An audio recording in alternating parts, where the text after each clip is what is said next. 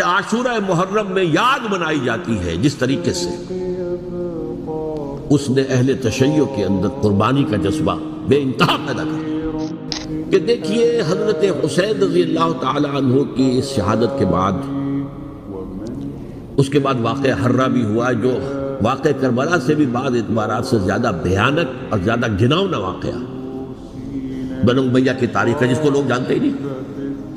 مدینہ کے کچھ لوگوں نے بغاوت کی اور انہوں نے اس کے خلاف فوج بھیجی اور فوج کو جب مدینہ فتح کر دیا 3 دن کے لیے حلال کر دیا، جو چاہو کرو، یا جسے چاہو مارو، جسے چاہو لوٹو، جس کا گھر چاہو برباد کرو، جس عورت کو چاہو ریپ کرو۔